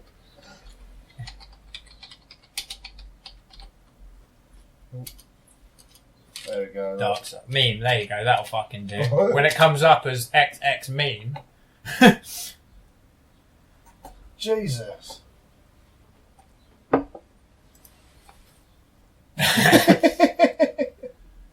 That's literally them. They'll just run at you. Them's gonna get you. Wow. They're terrifying, right? And you, all you can think is why. You're just like, what? Why? Why? Why? Why? Why? Scared the piss out of me. Really did. There were so many points. Even now, when I think about playing Dark Souls, the bits that shit me up are not the bosses. They're fine. It's the bits where I have to run past those motherfuckers. Because you'll run past, right? And then they'll be following you. And you're usually running in a straight line. And they're following you in a straight line. And then you get skewered. And you're dead when you thought you were not dead. And it's just so sad. Yeah, they're in Dark Souls too. Yeah, the Serpent Men are a Burroughs creation, so they're in Conan. Yeah. And in Conan Exiles, the Serpent Men skeleton. Yeah, the skeletons are hard, and then you've got that fucking thing. Well, I mean, if we want to go into a skeleton pissing contest, there's the dog skeletons in Dark Souls. And you'd think being a dog skeleton they'd be smaller than men, but no. No. I've seen these They're things. fucking terrifying. Yeah, I have seen them. They're They're ridiculous. just like that, and crawl at you all grudge style, and you're just like, how do you move so fast when you're so big? That's some And the game fucked up trains Japanese you. horror crap. The thing is, the game trains you from the start that big enemies are slow and small enemies are fast, and then it flips it on its head. And the small enemies become these slow, hulking monsters that can just... or like casters really far away, shooting at you from a mile, murdering you from afar. And then you get like the big guys who are just stand there and be silent and still. And then you do anything. You breathe. And they just charge at you and take you out. See, games that like reverse dynamics that are set in your mind, like it's great, it's brilliant, it's fantastic, but I always get caught out and it always pisses Everybody me does. off. That's what it's trained you for. Conditioning. Sniper Elite V4, I think it was. I was playing it, and there was this big shootout bit. I'm hidden on the roof as a sniper, camping, but it's a game where you play a sniper, you're supposed to do that. Well, goddamn. All these soldiers around, all these German soldiers, like, they know that you're there, so they're shooting wildly into the air.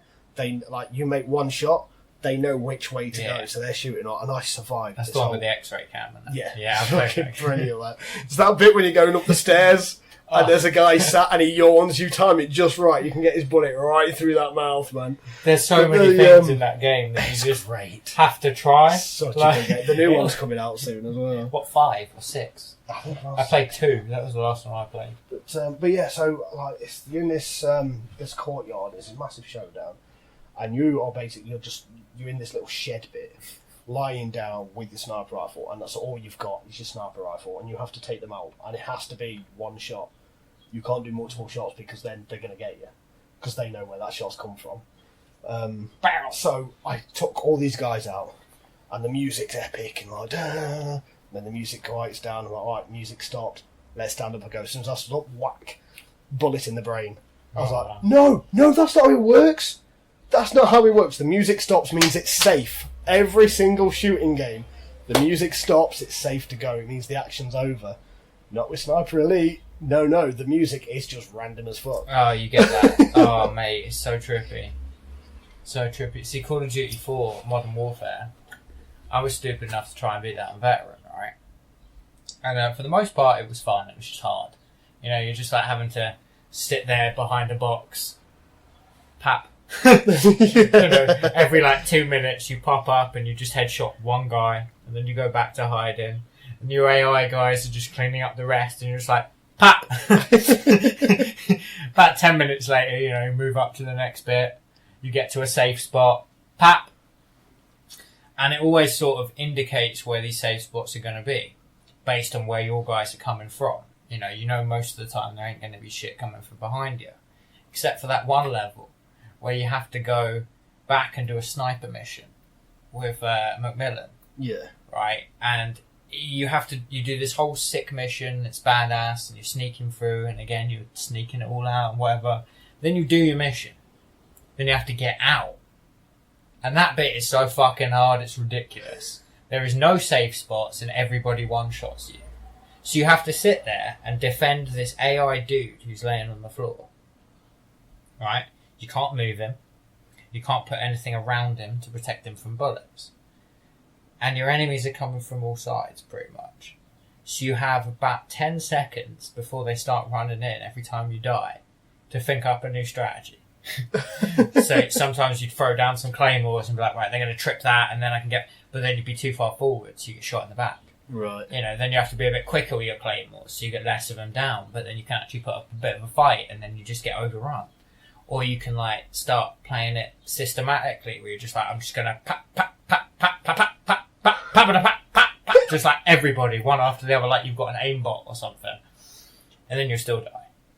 And it comes down to random chance, whether you win or not. Basically, there's like a bit to the left where they sometimes don't spawn from. Amazing. And that's pretty much like the only way. And I'm sitting there like, how?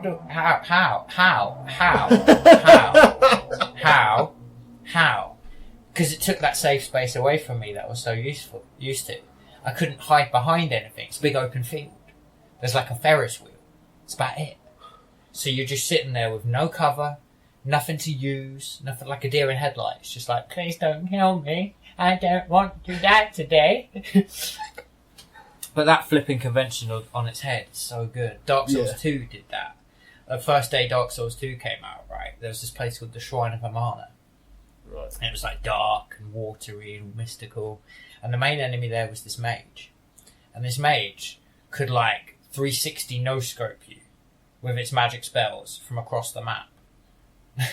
You were just sitting there walking along, and then all of a sudden... you died, and your souls are there, and you're just like... And then you realise that was the first part of this shrine, and it's 5 segments long. Really? So you have to go through this entire area with these crazy auto-aiming, laser-spewing fucking beastie monsters. And the worst part is if you got close, they weren't helpless. because some of them would get their staff and just start twirling it about and bat you in the face or something. And you'd be like, I can't handle this. So you end up having to like hide and shoot every single one with a bow. One by one by one. Bear in mind, it doesn't take one arrow, it takes about 12. So it's arrow, arrow. And he's pissed at this point. The first arrow, he was like, "Oi, you!"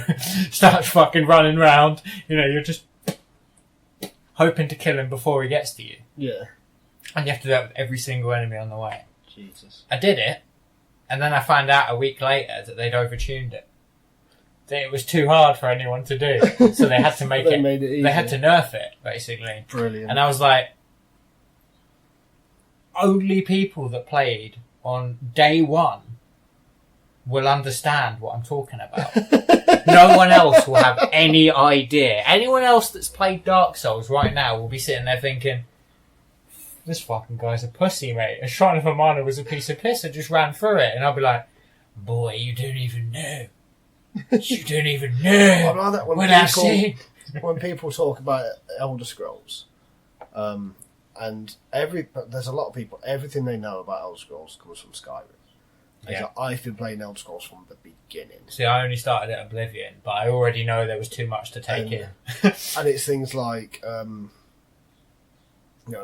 know the most ridiculous things, like the Evergreen Tree. Do you know about the Evergreen Tree? Probably not. In every single game, there is an Evergreen Tree. Every single game. And bear in mind, like, the majority of the games take part in different part of the continent. Yeah. And it was sort of like it was in the lore. It wasn't said or mentioned in any games. But the Evergreen Tree is one thing, one tree with lots of sprouts coming through the ground, and it covers the entire of Tamriel. Almost like Yggdrasil from Norse mythology. And it wasn't until Elder Scrolls Online that people started figuring that, because on Elder Scrolls Online you go throughout the entire continent of Tamriel, and it's also Malik the Liar. Malik the Liar turns up in every game, but it's a different Malik.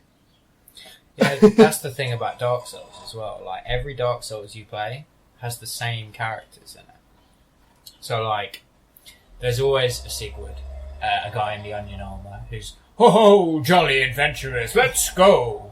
There's always, Patches the thief, the guy who, oh, look, there's treasure down there, and then you go look, and it kicks you down the pit. And he's like, you're a fucking cleric, or something. You're like, hey, that's not very nice.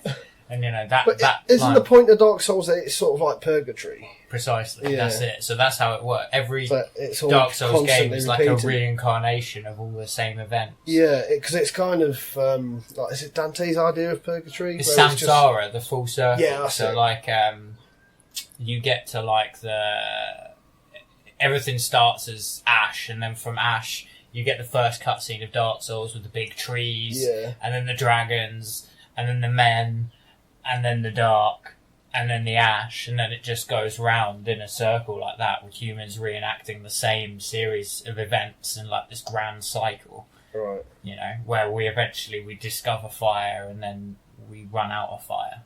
It's pretty much the concept. Did you ever play Dragon's Dogma? Yeah, it was sick. Do you know how much I love jumping on griffins and stabbing them in the head? It was one of my favourite games. I was like, it reminded me of Shadow of the Colossus. Yeah, I was about to say exactly the same thing. And be like, I got you, bitch! It's the perfect mixture of Skyrim and Shadow of the Colossus. And like, if anyone has not played Dragon's Dogma, fucking it's good. It's amazing. But if it was voiced by Sean Connery, I'd say it was the best game. Honestly, it's that close, but it's not. What a great! So, but what I really Sean, like, I think that's a logical approach.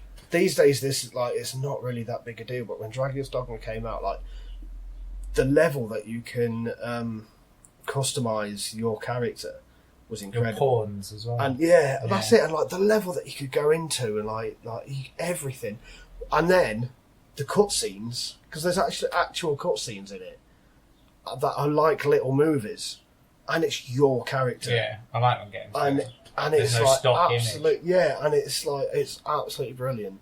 And they even like react to how your character looks. Like I played Dragon's Dogma twice now, and the first time was my character. No, there's Dark Arisen, which is an add-on. Oh, right. But they did Dragon's Dogma Online, but I think that's only available on PlayStation and only in Japan, and apparently it's terrible. Well, that doesn't surprise me. I Because mean, the the whole problem world- with Capcom as a studio is they're so polarizing. Yeah. Some of the shit they throw out that you think is going to be trash is fucking god tier gaming. Asura's Wrath, for example. Yeah. God tier gaming. Like, what was it? That other ridiculous one. God Hand. Which one was God Hand? It's like the guy in the jacket and the fighting, and then the Power Rangers and like all the other nonsense going on. That. And that there's a couple others, but like, you know, you've got like the consistent titles like Street Fighter and Resident Evil and like Mega Man and the others I can't think of. I'm a terrible person. But my point is, all of those consistent guys are still inconsistent, you know. Yeah. Resident Evil 4 came out. Amazing. Resident Evil 5 came out and it was like, co-op. Eh. And then Resident Evil 6 came out. It's like, what the fuck is this? And then we get back to 7 and it's again. It's back up And you're again. just like, where are we going? This is too much of a thrill ride for my Oh, you emotions. forgot Operation Raccoon City. No, I bought it. It was so crap. It See, was, I completed it in a day. I didn't mind it. It wasn't a Resident Evil game. It was just I didn't mind it myself. a bad game. Like there was It no was basically game that. elements to it. For It was me, point and click. it was like they played Gears of War and went, we could do that with Resident Evil. And then failed. But yeah, less good. But I didn't mind it personally. But the I really difference didn't mind is- it, but it wasn't a Resident Evil game. The difference is 10 years. Gears of War was like 03, 04, 05 at a push. Maybe later. Sorry, Google. Yeah, no, I think it's later than that, actually. I know 2003, I think. Was... Gears 5's out this year. Yeah, I At the end know. of the year, November, I think it's coming out. I played 4, but I just couldn't handle the shift. I didn't like it very much. It was too... I did. They're going through a phase in video games at the moment where they're basically recasting everybody. So, like, it's out with the old and in with the new. Yeah. And they did it with, like, Soul Calibur. They did it with, like... 2006. Oh, shit. Oh, it's close. And Gears of 4 came out 2016. Yeah. So what I mean is that came out in 06. Now look at when Raccoon City came out. It's about That was about 10 years later. 2013, because it was while I was living here. precisely. Maybe 2012. But when you look at a game like Gears, I think it was 2012. Gears' biggest flaw as a game is that it's got a lot of secret loading screens. So those moments where Marcus goes, Colonel, what the fuck's going on here? When are you going to tell me what's actually going to happen? And when are we going to stop with the bullshit? People are dying. You know, that's the secret. 2012. Yeah, In so fact, that's- it's on that pile of games over there. It's That's there. 6 years, though. Yeah. 6 years later, and they couldn't even come close. Yeah, no. It's not about technology anymore. It's about Well, whether that's or not it. you want a I good game. still play the original Gears of War game now and still love every... I've played that storyline so many fucking There's been times. such a weird emergence of people having like a desire for old PlayStation 2 stuff. Yeah. And when I sit, like, don't get me wrong, my nostalgia for PS2 is heavy. You know, it was my first proper console after the N64. Well, I had an N64 and a PS1, and then I got a PS2. But the PS2 was the first game where I could, like, get new games, play with friends, that Yeah. kind of thing. It was a bit more, you know, I didn't have friends before then. I was the loser kid. Playing Mario Kart on your own is fun for a while. That's why I'm so good at it. Time trials, ghosts, all beaten, bro. All beaten. All beaten. Reverse tracks, what are you saying? And I even got to play long enough to unlock all that without having a memory pack. No saving. I was like that with Marvel Ultimate Alliance. I didn't have a memory card, so when I had to stop, I just paused the game, switched the TV off, went like did whatever needed to But go then if back to someone it. walked past and- it would crash. Well, I was this on PS2 as well, and I put like I think I played it for about 2 weeks, and I kept thinking like next time I go to the shop, I'm going to go get myself a memory card, and I never fucking did, and then we had a power cut. And like you played Ultimate Alliance, yeah. Yeah. Yeah, I was on the Kree planet. I was so close. I was at the Galactus mission. Fuck, I man. was almost at the end. Because the bit Did I tell after you the about- bit after that is the end. Did I tell you And I about was the like, time fuck's that sake. Matt was playing Final Fantasy X, and he's like, "Oh yeah, I've just beaten this, but I can't beat the story boss, so I need to get strong enough." And yeah, I'm like, you're pretty much endgame, bro. Let me go train you up, and then we'll come back for more. Stay up all night, training the fuck out of it, beat some secret bosses, got some sick-ass weaponry, about 8 hours gameplay. Comes back the next morning, he's like, sick, bro, this looks really cool. And then he goes to load his previous save, and I'm like, yeah, that's cool. He loads up his previous save to check how good everything was, then he saves the fucking game. And I'm like, why? My soul. I had, like, this still breaks me now thinking about this. Castlevania 64. Yeah, I remember you telling me. Nintendo 64, and I was playing the shit out of that game, and there's this part in the game where you cannot progress any further unless you talk to this kid. You have to talk to this kid, and this kid tells you what to do to progress the game. And you can only talk to him once. And I've got to this point, and then my dad shouts me. I'm like, 1 minute? He's like, no! And you can't pause the cutscenes. The kid's already talking, you can't pause it. So I run to the top of the stairs. My dad's like, I'm going to the shop, what do you want? And like, go back to my room, and my couch has just stood there, and the kid's gone. I was like, oh. And it was N64, no save points. I was like, I am not doing this again. See, in this day and age, it's easily remedied by things like YouTube. Just watch another guy play for it, or something like that. But back then, bro. Yeah, when because the game, the save point on that game is basically at the beginning of each section. Because it wasn't really levels, but the beginning of each section is your save point.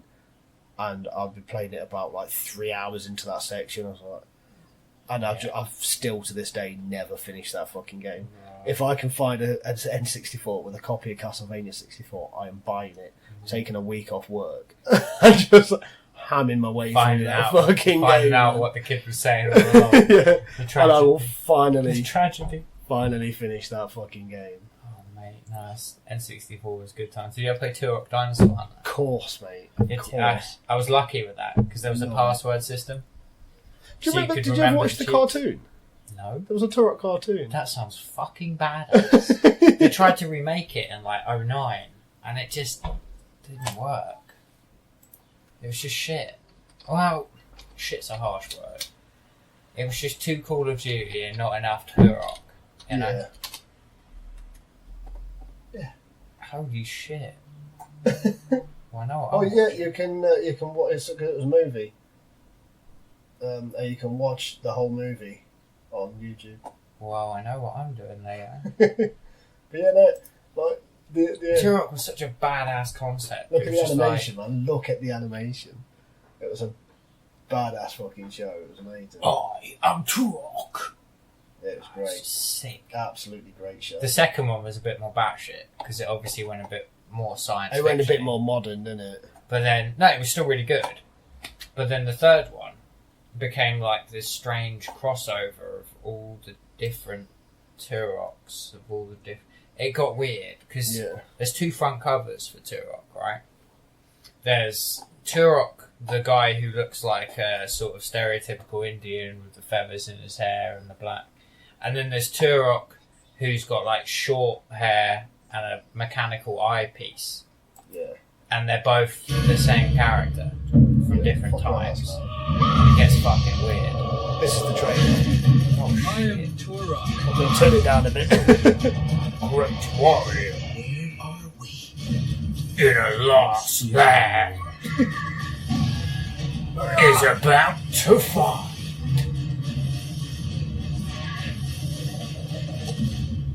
his destiny. We have never seen others like us in the Lost Land. We need your help. Do you recognise that animation as well? You recognise that animation, man. Yeah, that was the... This look is at, like... Look at the art. Look at the fucking art, man. You know who's made this shit.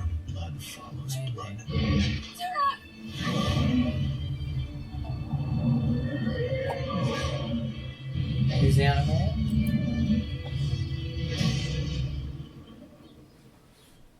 It's made by TWC.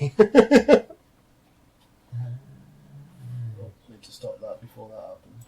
Interesting.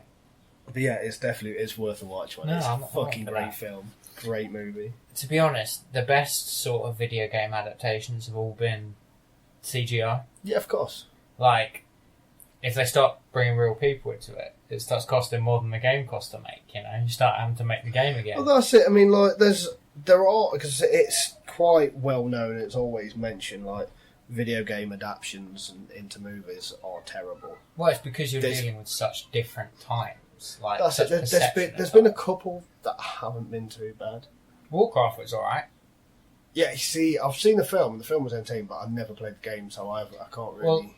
Well, the way it got, Mortal Kombat yeah, was fucking the great. first one was sick. I remember that teaser for the second one Absolutely for so long, yeah. and then just being like, what? Yeah, really disappointed at the Yeah. second film. But like, But yeah, no, Mortal Kombat was a great film. And the fact that now, like, the guy who played Shang Tsung in that is, like, he's now Shang Tsung in the new game, in 11. Like, yeah, that's full circle, isn't it? It's And, but yeah, it's, like, yeah, because it's the voice, and they made him look like him and everything. It's yeah, I fucking think great. the biggest problem turning a video game into a movie is like, it's kind of the same problem you get with a book, but a book you've got more creative freedom because it's all written words. Yeah. You can interpret how things look. You've That's got a it, bit exactly. of visual freedom. But when it comes to like a video game, everything's there. You've got to take that already created art piece, condense it, squash it into 2 hours, Yeah. and then churn it out as a film. It Yeah, that's doesn't it. really I mean- work. I think it would work well for a TV show. I think if anyone wanted to make like a Monster Hunter TV show or a Zelda TV show, like they apparently were doing for a while, who the fuck Well, there was knows? a Zelda cartoon. Yeah, it was shit. remember though. that. Excuse me, Well, that was- princess. That was the 80s, wasn't it? Yeah, no, I mean like there's a legit supposed to be a Netflix thing Well, coming. There's The Witcher. Yeah, that's series got Henry coming out. Cavill. Yeah, it That looks could terrible. work, but that's what I mean. If you But put that's it in a more. TV That's show, not based on the game, is it? That's based on the novel that novels, the game's yeah. based on. the original one. Yeah. But again, all the source Like, material. the Assassin's Creed, movie. I like the way they did that. I like the idea behind it because they weren't following the games. Do you know where they fucked up? Where the fuck up? Spain.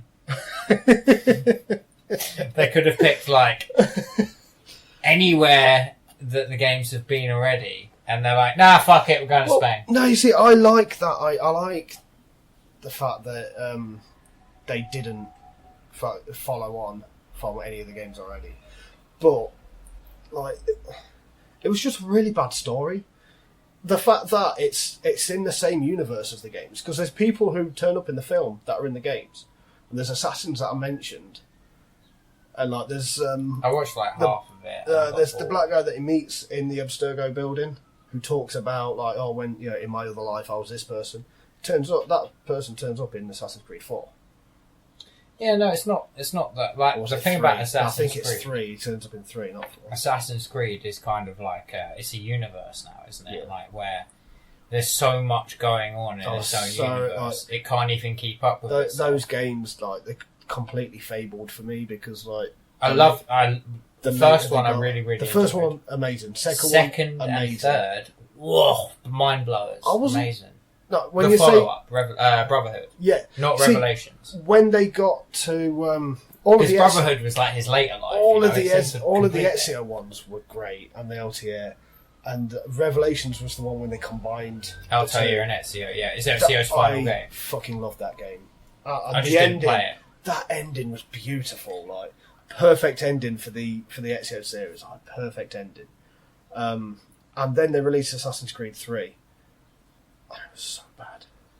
So I heard bad. rumours. I didn't play it. So bad. And then like Assassin's I hadn't Creed. played Revelations when Assassin's 3 came Creed out. 4 I was like, came should I out. skip it and get 3? And they were like, don't ever go near 3. Yeah. And I was like, Well, alright. like, And then 4 came out. I was like, I Black need to play Flag. that. I haven't played it yet. Well, the thing is, like, because everyone was like, "Oh, Black Flag, it's brilliant, it's amazing, it's back to how it was," and I played it, and it's not. It's 3, just with a different fucking skin. The only thing is, it's pirates, Pirates are cool. and that's exactly it. Pirates are cool. But Yeah. I don't know, man. I'm just complete. Apparently, Origins and Odyssey are amazing. I've not It played reminds them. me of the storytelling method that Lost had, where it's just kind of winging it. It's like throwing random shit out there that it might reference later, or it might just leave you guessing. Yeah. What's that? Polar bear in the forest? Who knows what could be happening? What's that? He's gone on a raft and you never see him again. Cool, see you later. What I liked What's about that number? Lost- Shh. You know what I mean? what I liked about Lost, like all the way through, everything's like, no, they're not dead. No, it's not Limbo. They're not dead. It's not Limbo. It's not Limbo. They're not dead. And then like then they were dead all along, they were in limbo. It's like, yeah, we know. We've been saying this for fucking years. Well, that's the problem with when you create see, the thing video games can bring to TV shows is TV shows usually find it really hard to wrap up. Yeah. But one of the most satisfying things in a video game is the ending. That game over moment. It's that bit where you sort of like God of War is the most recent one I played through, and I fucking love it. It's so good. But like, you start playing through and you get gradually introduced to these characters and the situation, the setting, and the sort of atmosphere and the vibe, and it's really good and it's really immersive, and you're like, shit, man, this is fucking cool.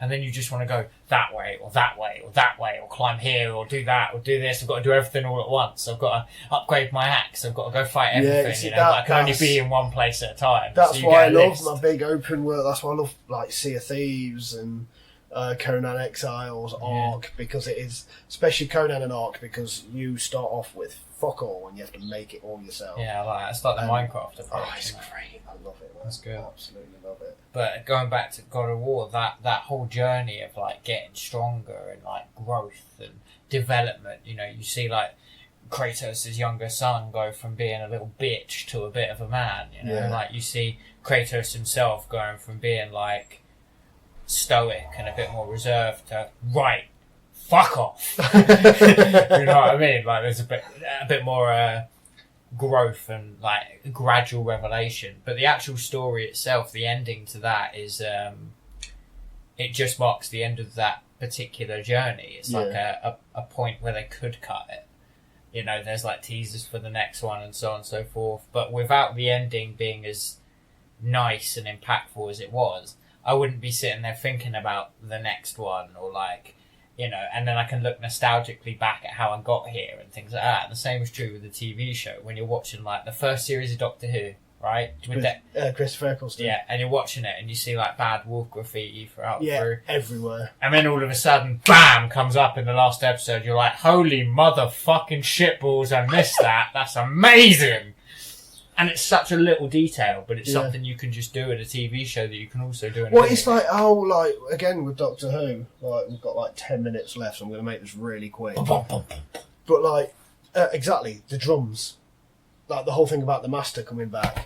Like, it was all the way from, it was even in Christopher Eccleston. Yeah. And it also followed on into Torchwood. And it was in banging. all the little webisodes they did and all of this, and then it turned up. And to start off with, it was Derek Jacobi, and then he became John Sim, and it was incredible. But that's what I mean. A TV show has the ability to emulate. And then when they brought him back with Capaldi, and they gave him the classic Master look with the goatee that way he looked like Delgado, it's like fucking yes. John Sim killed it. He was amazing. Fucking killed it. He's a great actor anyway. Banging. He did a film with, it was like a little made-for-TV film called Zelig. Was it Zelig? It had Tim Roth in it. Tim Roth played an angel. It was like these kids found an angel in the shed. And brought it back to life. Tim Roth's amazing. And John Sim played, he was the dad of this family, and he was only in it for probably like 20 minutes all in all. But every scene he was in, he was amazing, because his youngest kid was in hospital dying. So every single scene that John Sim's in, like the emotion, the passion, everything was amazing. Like, and like obviously Tim Roth fucking killed it, because Tim Roth's the man. Because that's where TV shows, like, they've evolved to a point, but you know when it comes to killing characters, they love it, mate. They love it. And the problem with that, you got to do it. 100% agree you got to kill the people you love the most. But if you kill everybody, you reduce the impact of every death. Do you know what I mean? So you make death seem almost like, it doesn't fucking happen still. Yeah. You know? It's got to be a bit more of a fucking gut punch. Like, I'm trying to think of the best TV deaths I ever had to sit through. The ones that like bring a tear to your eye kind of thing. They're like, oh, God damn it. Wrath of Khan. Wrath of Khan. Yeah, it's not a TV death, but it's that bit. You know, where you're sitting there and you're like, I know how this is going to end, and I know these are last words, and I know that Kurt's really, really sad too, and I know that I'm not going to be able to not cry, but it's the right thing to do. Game of Thrones when the mountain kills the viper, man. Oh, what a son of a bitch. And it was like, because obviously, like, he kicked the fuck out of the mountain. And he's got me on the floor and he's doing that speech about, say her name. And I'm sat there watching it on my own in my room, like, flatmate's already seen it, like, the night before. And I'm watching Did you suddenly go like, no? Yeah, I'm you're just like, there. fuck! No, I'm just there. Just finish him. Stop fucking talking. Just jump on him. Just rack his head up. Finish him with that fucking spear you've got. Just do it. Kill him.